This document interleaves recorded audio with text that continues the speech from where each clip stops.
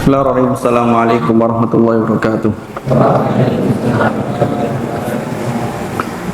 Alhamdulilladzi hadana li hada wa ma kunna linahtadiya laula an hadana Allah. Asyhadu an la ilaha illallah wa asyhadu anna Muhammadan abduhu rasuluh, amma ba'du. Jamaah salat Isya dan salat tarawih yang dirahmati Allah Subhanahu wa taala. Tiada daya yang kita ucapkan melainkan rasa syukur kepada Allah Subhanahu wa taala yang telah memberikan begitu banyak nikmat kepada kita sehingga kita bisa melaksanakan salat berjamaah di masjid yang barokah ini. Salat serta salam tetap tercurahkan kepada baginda kita Nabi Muhammad sallallahu alaihi wasallam. Jamaah salat Isya dan salat tarawih yang dirahmati oleh Allah Taala.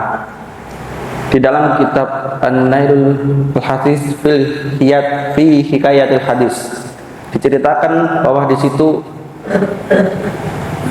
di kalangan Bani Israel terdapat satu orang yang ahli zuhud dan tekun beribadah.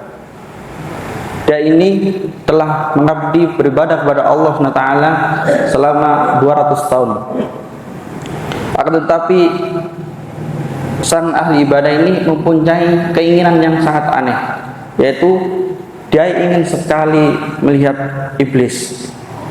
Pada akhirnya qadarullah Allah Ta'ala mendapatkan makhluk di mihrabnya, dan dia bertanya, siapa kamu?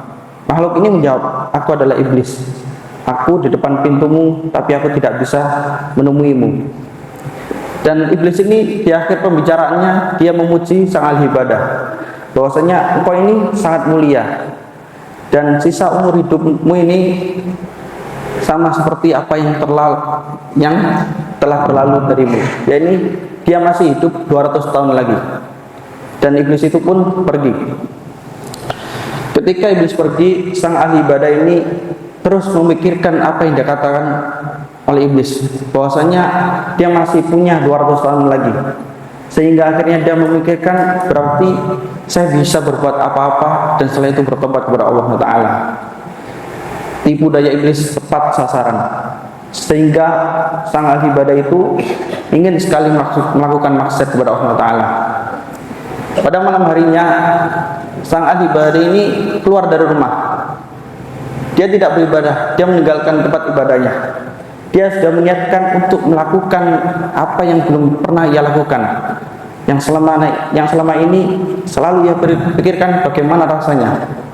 Akan tetapi di malam hari itu juga sang ahli ibadah ini pun meninggal dunia dalam keadaan bermaksiat. Jamaah salat Isya dan salat tarawih yang dirahmati oleh Allah Ta'ala, ada beberapa poin yang bisa kita ambil dalam kisah ini. Yang pertama, kita tidak boleh sombong berharap bertemu musuh. Kita tahu bahwasanya cerita tadi ahli ibadah ini mungkin sangat hebat sehingga dia ingin bertemu iblis, bahwasanya iblis adalah yang telah mengeluarkan Nabi Adam dan Hawa dari surga. Diriwayatkan dari Abu Dawud, Rasulullah SAW bersabda, ya ayyuhan nasu la tatamannu liqa'al aduwi wa sallallahu ta'ala al-afiyah. Wahai manusia, janganlah kalian berangan-angan ingin bertemu musuh Allah, dan mohon pertolonganlah kepada Allah Ta'ala, karena iblis adalah musuh yang nyata. Sebagaimana firman-Nya, inna syaitana lil insani aduwwun mubin. Sesungguhnya setan adalah musuh nyata bagi manusia. Dan yang poin kedua, yakni perlu diketahui lagi bahwa iblis itu sangat licik. Dengan segala tipu daya, cucu Nabi Adam bisa dimasukkan dalam kesesatan. Sehingga apabila kita dalam mode beribadah, tidak lupa kita meminta pertolongan kepada Allah Ta'ala. Sebagaimana firman-Nya, fa idza qara'tal Qur'an fasta'idz billahi minasyaitonir rajim. Dan apabila kamu membaca Al-Qur'an, jangan lupa kalian membaca a'udzubillahi minasyaitonir rajim. Dan yang poin ketiga, yakni salah satu tipu daya iblis yang paling licik adalah, dan tipu daya ini sering kali berhasil menyesatkan cucu Nabi Adam, yaitu iblis selalu menggunakan kata-kata yang indah. Kita tahu bahwasanya tadi sang ahli ibadah ini tertipu, dikira umurnya masih panjang 200 tahun lagi, seakan-akan dia bisa menunda taubatnya. Akan tapi dia meninggal dalam keadaan maksiat. Dan tipu daya iblis ini telah berhasil menghasut kepada saudara Nabi Yusuf, suruh untuk menenggelamkan atau menaruh ke dalam sumur Nabi Yusuf. Dan yang terakhir, yakni amalan di akhir hayat adalah penentu. Diriwayatkan dari Bukhari Muslim, innal a'malu bil khawatim. Sesungguhnya amalan seorang hamba itu tergantung pada penutupnya.